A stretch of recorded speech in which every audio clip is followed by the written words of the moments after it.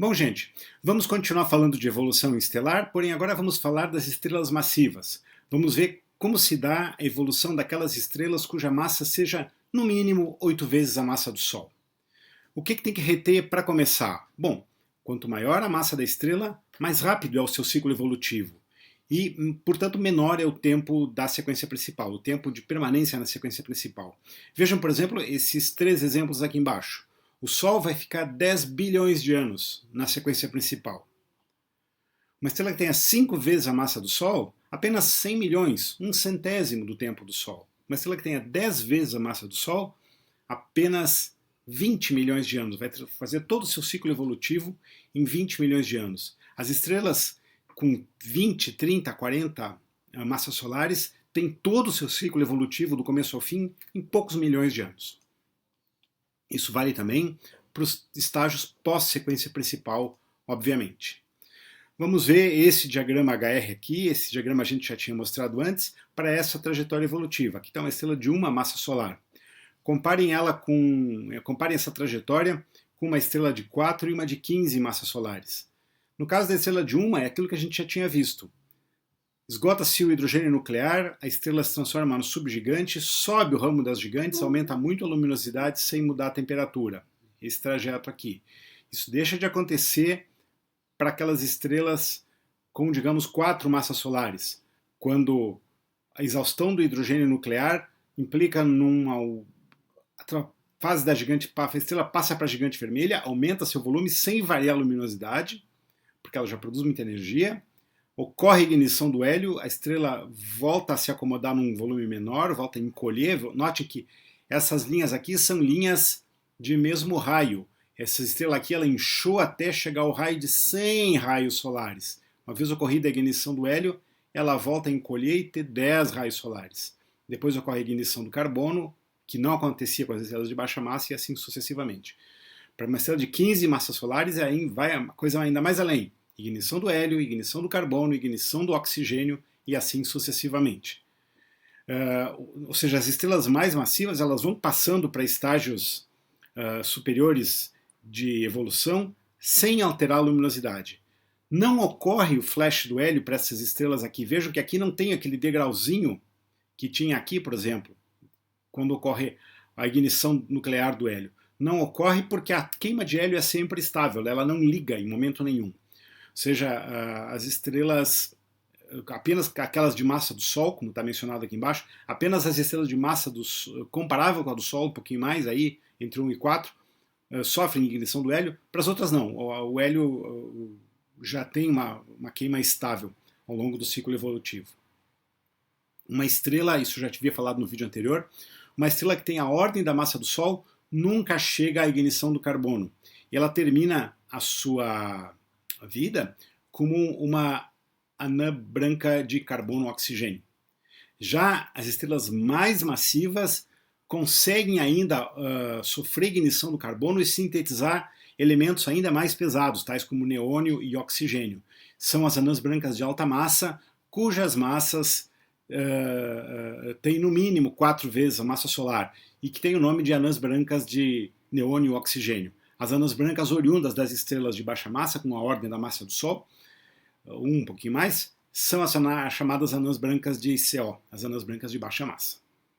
Bom, tudo aquilo que eu falei antes para as estrelas de baixa massa acontece igual, ou seja, à medida que um certo elemento químico é formado e desce para o núcleo da estrela, que se forme um núcleo estelar inerte, o núcleo se contrai, já que o volume é menor. Em consequência, o volume total da estrela aumenta por conservação de momento angular. Com a contração do núcleo, aumenta a temperatura. E acontecem reações de fusão em camadas concêntricas em torno do núcleo estelar. É claro, a partir de num certo limite de temperatura, temperatura e pressão central, começam as reações de fusão do elemento mais pesado que está lá no núcleo, como foi o caso da ignição do hélio, por causa das estrelas da ordem da massa do Sol. Esse caminho sucessivo prossegue, ou seja, sempre um elemento inerte mais pesado se acomoda lá no centro da estrela, e se houver temperatura e pressão suficiente, esse elemento entra em ignição nuclear, entra em processo de fusão, é sintetizado outro ainda mais pesado que se acomoda lá no centro e vão se formando cascas concêntricas de queima. Isso acontece até chegar-se no ferro, no núcleo do ferro. O núcleo de ferro não sofre fusão nuclear. O que vai acontecendo aqui? Vai acontecendo o que se chama de modelo de casca de cebola. O nome não é invenção minha, vocês vão encontrar nos livros didáticos. O que acontece é isso. De novo, chama atenção, isso aqui não está em escala. A estrutura da estrela como um todo é muito maior que a estrutura do núcleo estelar representado aqui.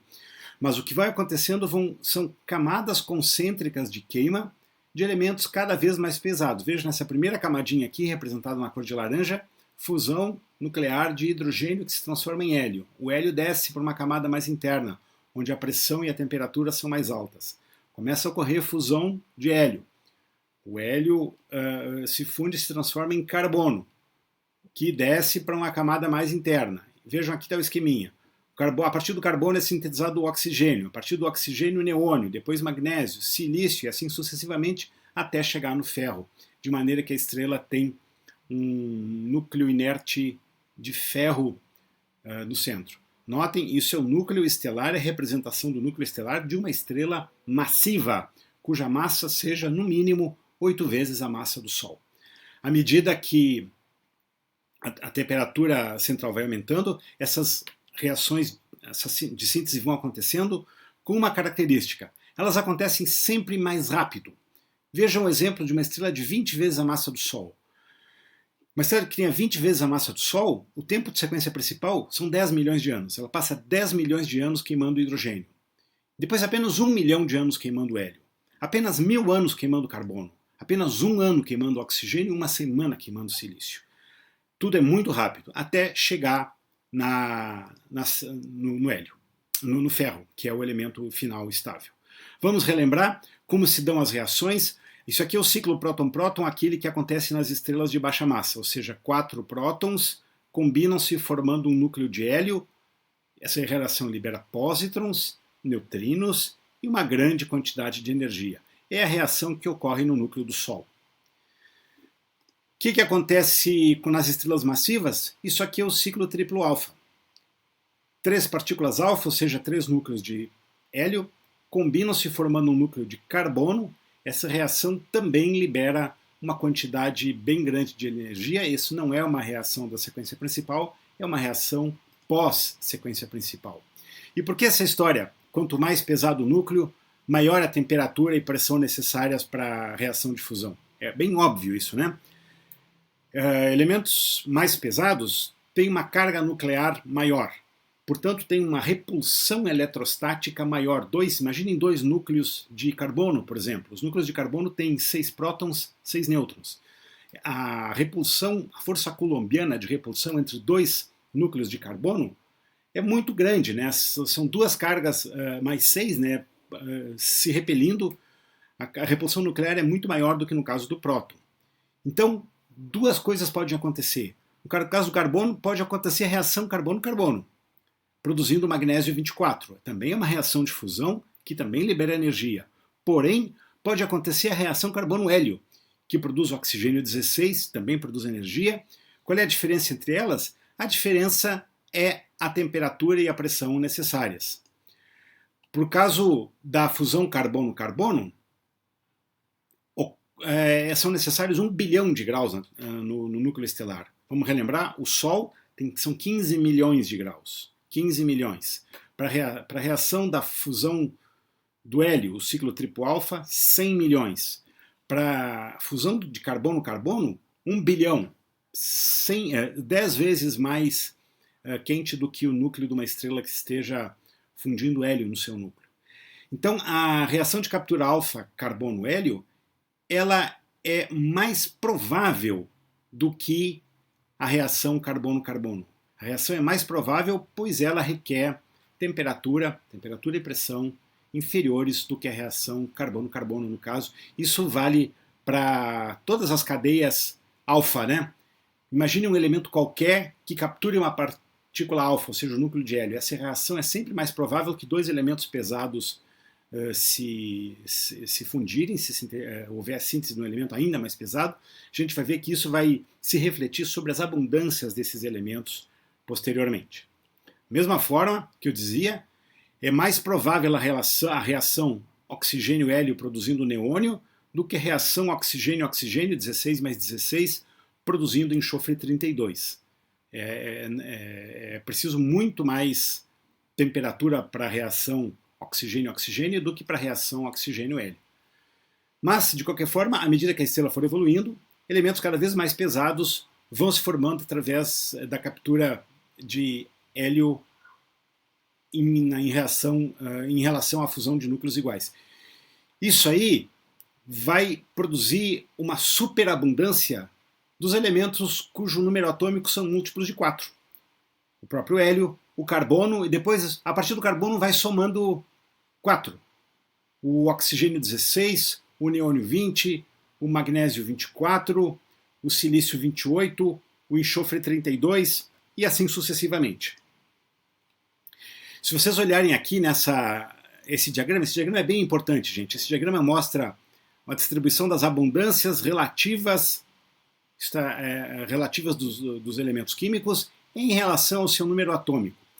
Várias informações aparecem desse diagrama, por isso que ele é importante. Primeiro, é uma clara anticorrelação que aparece aqui, né? Elementos com números atômicos maiores são muito menos abundantes. Notem que a escala vertical é logarítmica. Porém, tem alguns picos aqui. Oxigênio, neônio, magnésio, silício, enxofre, depois o ferro. Vamos deixar o ferro para o final, porque eu já falei para vocês que tudo para no ferro. Vê que tem uma superabundância aqui na região do ferro.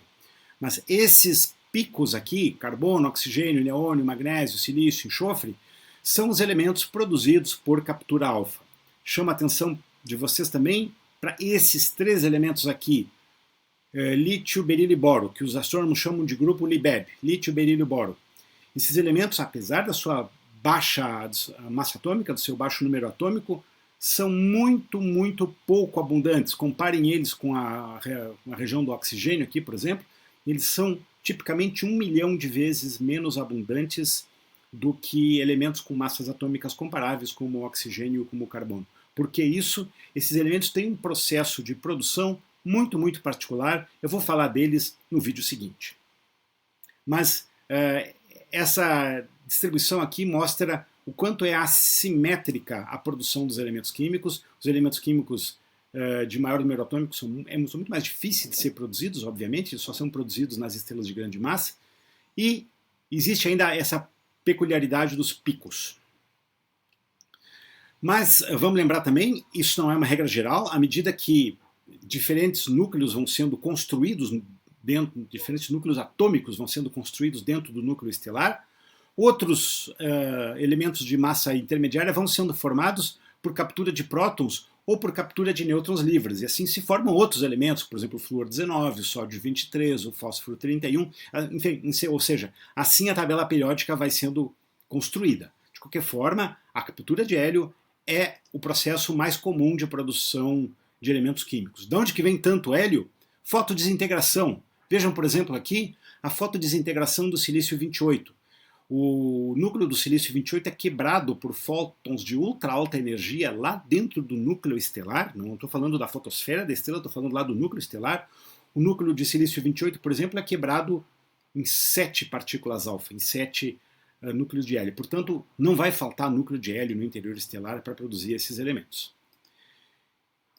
E aqui estão eles. Aqui tem uma outra lista deles. Ó, vejam, a partir do silício 28, havendo a captura do hélio 4, forma-se o enxofre 32, depois o argônio 36, o cálcio 40, o titânio 44, o cromo 48, o ferro 52, o níquel 56, que vai decair no cobalto 56, que por sua vez vai decair no ferro 56. O níquel 56 ele decai no cobalto 56, ele não é o núcleo estável. O cobalto 56 também não é estável, ele vai decair no ferro 56. Como se dá esse decaimento? Decaimento nuclear beta. O que é o decaimento nuclear beta? Beta menos. O núcleo quebra-se num próton, mais um elétron, mais um antineutrino. Um antineutrino do elétron, para ser específico. E assim todos os caminhos levam ao ferro 56. Ou seja, o ferro 56 é um elemento extremamente estável. Ele não é alterado por fusão nuclear.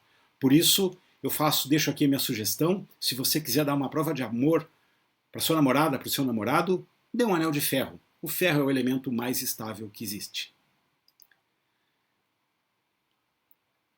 Todos os processos de captura alfa vão levar ao ferro. Bom, e o que acontece no final da vida de uma estrela de grande massa? Eu vou descrever para vocês um processo em 7 passos. Esse processo é bem importante e vai levar ao final da vida de uma estrela muito massiva, que por sua vez vai produzir uma supernova tipo 2. Existem 2 tipos básicos de supernovas, tipo 2 e tipo 1A. Se vocês forem ver na literatura, existem outros. Existe tipo 1B, existe tipo 1,5, mas essa descrição é muito fenomenológica. Os 2 tipos essenciais, fundamentais, são o tipo 2, que eu vou descrever agora, e o tipo 1A, que eu vou falar no próximo vídeo. O tipo 2 é resultante do colapso do núcleo de uma estrela muito massiva, e o tipo 1A é resultante da evolução de um sistema binário, de um sistema de 2 estrelas. Bom, então vamos lá. Qual é o final da vida de uma estrela massiva que vai produzir uma supernova tipo 2? Bom, toda fusão nuclear libera energia, fótons, né? Energia são fótons. Mas quando chegou no ferro, o ferro não produz mais fusão nuclear. Por quê? Porque a fusão do ferro não é mais exotérmica, ela não libera energia. O ferro não produz energia. Em função disso, o fato do núcleo do ferro ser estável, ser inerte, a partir disso, o que pode acontecer é que o núcleo estelar vai aumentando de massa. A massa do núcleo estelar vai aumentando. Não tem mais como liberar energia por fusão nuclear, né? Não tem mais fusão nuclear acontecendo lá no centro inerte de ferro. Então, o núcleo estelar vai aumentando em sua massa. O que pode acontecer, isso obviamente depende da massa da progenitora, é o núcleo estelar chegar no chamado limite de Chandrasekhar. Chandrasekhar é o nome de um físico indiano que fez essas contas lá na metade do século XX.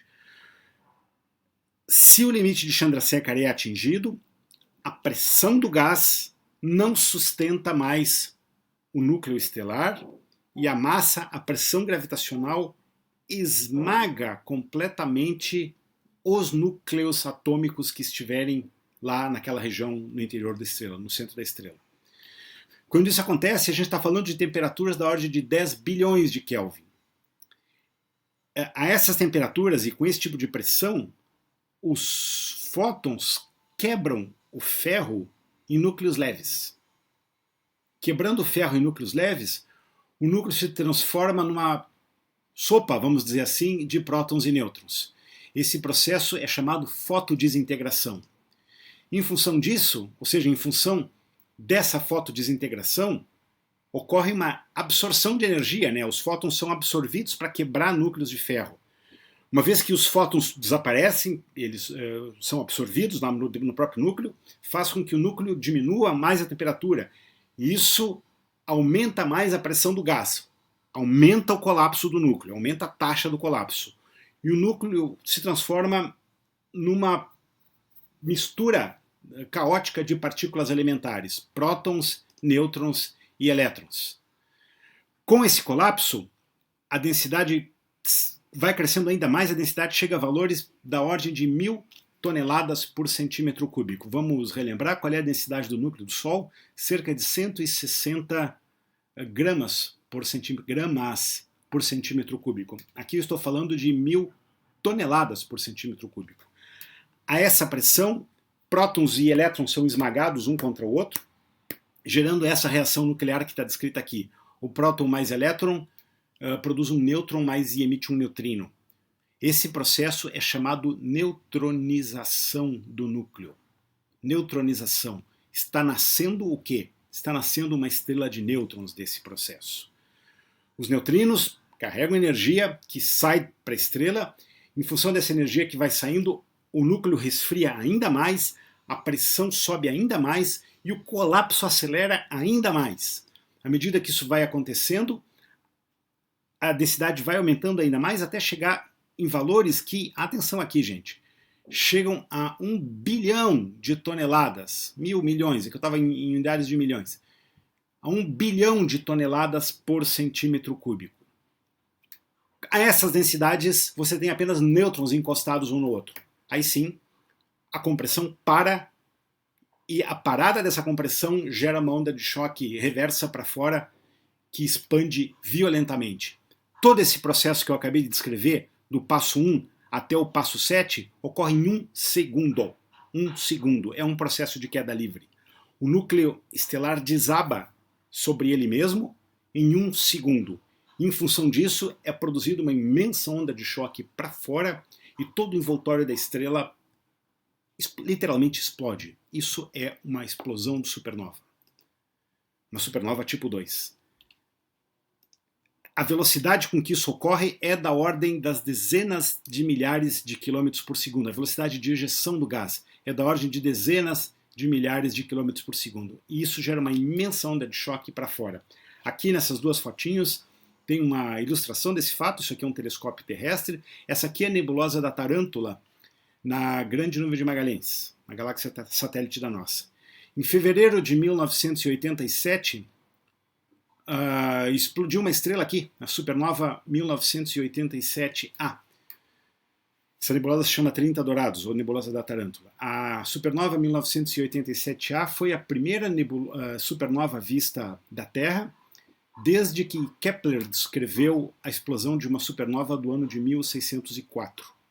Passou-se quase 4 séculos para que os humanos vissem a olho nu outra supernova aqui na nossa vizinhança. Isso não quer dizer que não tenham ocorrido, mesmo na nossa galáxia, outras supernovas desde 1604. Existem evidências de radioastronomia da explosão de uma supernova em torno do ano de 1870, mas em relação à posição do Sol, atrás do núcleo galáctico, de maneira que foi completamente invisível a olho nu. Só seria detectável na faixa das ondas de rádio. E o que acontece? Qual é o resultado dessa explosão? É que por alguns dias a supernova brilha tanto quanto uma galáxia inteira. A magnitude de uma supernova, o fluxo de energia, a magnitude absoluta de uma supernova, o fluxo de energia que sai de uma supernova, é equivalente à luminosidade de uma galáxia inteira por alguns dias. Esse é o final da evolução de uma estrela de grande massa. Deixa remanescente esse evento? Deixa assim. Aí depende um pouco de modelo, gente. Eu vou colocar números aqui, talvez vocês na literatura encontrem números um pouco diferentes, mas a ideia é a mesma. Se a estrela tiver massa inicial menor do que 25 massas solares, o resultante é uma estrela de nêutrons. Eu acabei de descrever para vocês a formação de uma estrela de nêutrons. Se a massa for ainda maior, as estrelas de grande massa que tenho aí, pelo menos 20, talvez 30 massas solares, elas vão produzir estrelas cujo núcleo estelar ultrapassa de longe o limite de Chandrasekhar. O limite de Chandrasekhar, eu vou falar dele em detalhe no próximo vídeo, é igual a 1,44 vezes a massa do Sol. Para ocorrer o colapso, esse que eu acabei de descrever, o núcleo estelar tem que ter massa de no mínimo 1,44 vezes a massa do Sol. Estou falando só a massa do núcleo estelar, não estou falando da massa da estrela como um todo. Cuidado com isso. Bom, se, no caso de uma estrela muito, muito massiva, esse núcleo estelar tiver massa, isso aí depende de modelo, mas tiver massa entre 2,5 e 3 massas solares, muito além do limite de Chandrasekhar, portanto, aí sim forma-se um buraco negro. Mas aí já é outra história. E aqui terminamos essa aula.